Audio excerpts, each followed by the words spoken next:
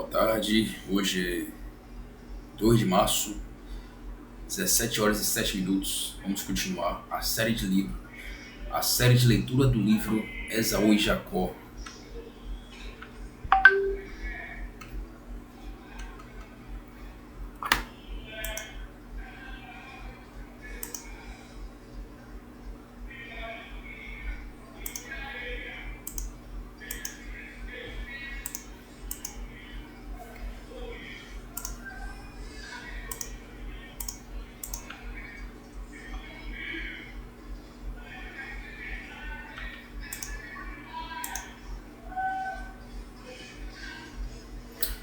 Vamos nessa.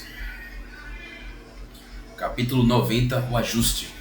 Quanto a mim, um de vocês gosta dela, se não ambos, disse Aires. Pedro mordeu os beiços. Paulo consultou o relógio. Iam já na rua. Aires concluiu que sabia, que sim, que ambos, e não trepidou em dizê-lo, acrescentando que a moça não era como a república, que um podia defender e o outro atacar. Cumpria ganhá-la ou perdê-la de vez. Que fariam eles, dada a escolha? Ou já estava feita a escolha e o preterido teimava em torcer para si? Nenhum falou logo, posto que ambos sentissem necessidade de explicar alguma coisa. Tinham que a escolha não era clara ou decisiva, outros sim, que lhes cabia o direito de esperar a preferência, e fariam o diabo para alcançá-la. Tais e outras ideias vagavam silenciosamente neles, sem sair cá fora. A razão percebe-se. Devia ser mais de uma. Primeiro, a matéria da conversação, depois, a gravidade do interlocutor. Por mais que Aires abrisse as portas à franqueza dos rapazes, estes eram rapazes e ele velho. Mas o assunto em si era tão sedutor, o coração, apesar de tudo, tão indiscreto, que não houve remédio senão falar negando. Não me negue, interrompeu Aires. A gente madura sabe as manhas da gente nova e adivinha com facilidade o que ela faz. Nem é preciso adivinhar, basta ver e ouvir. Vocês gostam dela. Eles sorriam, mas já agora com tal amargor e acanhamento que mostravam o desgosto da rivalidade, aliás sabida deles.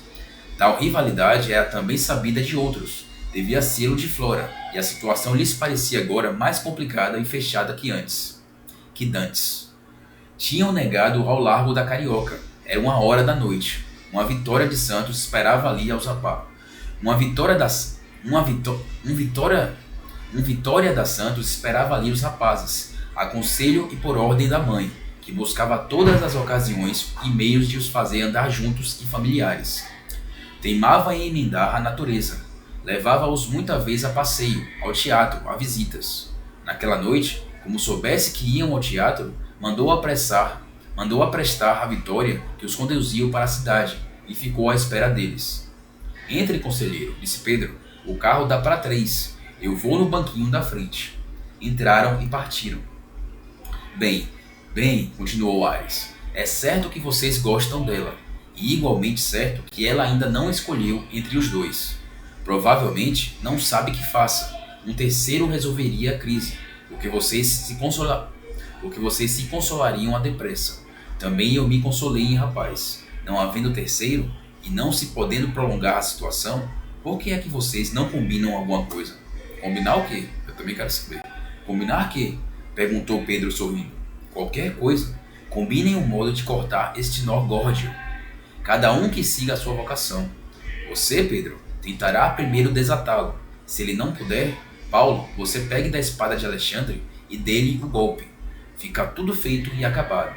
Então o destino que os espera, com duas belas criaturas, virá trazê-las pela mão a um e a outro.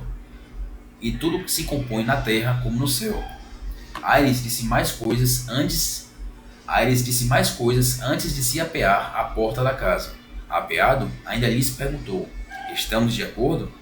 Os dois responderam de cabeça afirmativamente, e ficando sós, não disseram nada.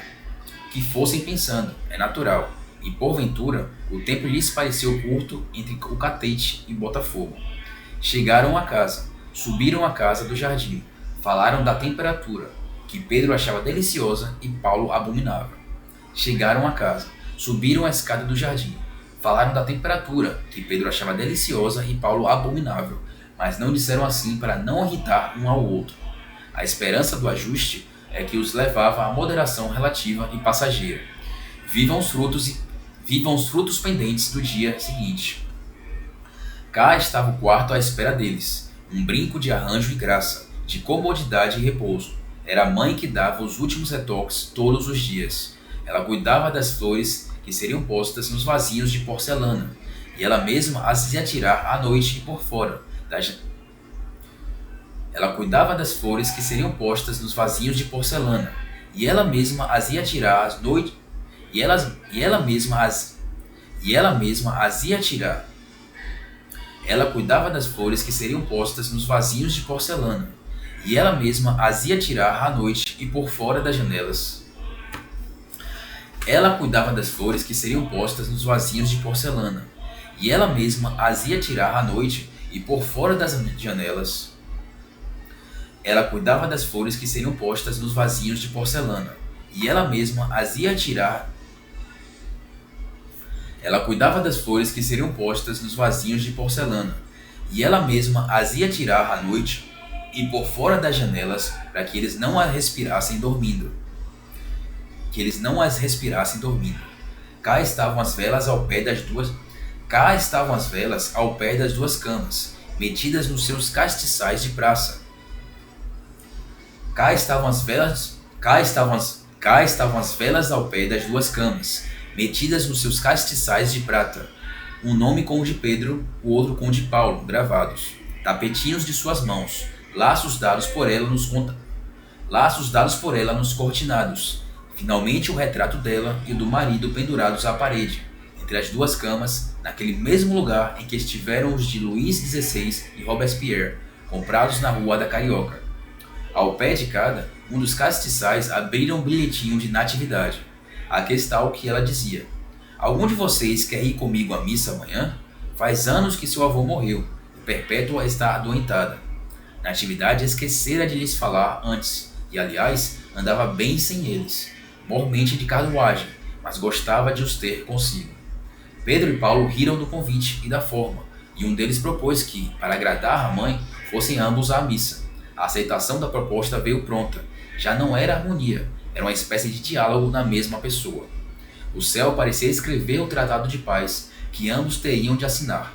Ou, se preferes, a natureza corrigia as índoles, e os dois rixosos começavam a ajustar o ser e o parecer.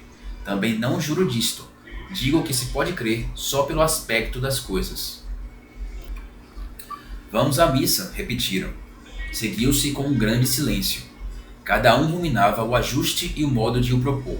Enfim, de cama a cama, disseram que lhes parecia melhor. Propuseram, discutiram, emendaram e concluíram sem escritura de tabelião, apenas por aceitação de palavra.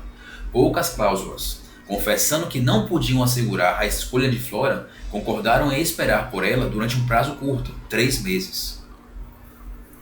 Dada a escolha, o rejeitado obrigava-se a não tentar mais nada. Como tivessem a certeza final da escolha, o acordo era fácil. Cada um não faria mais que excluir o outro. Não obstante, se ao fim do prazo nenhuma escolha houvesse, cumpria adotar uma cláusula última. A primeira que acudiu foi deixar em ambos o campo, mas não o seduziu. Lembrou-lhes recorrer à sorte, e aquele que fosse designado por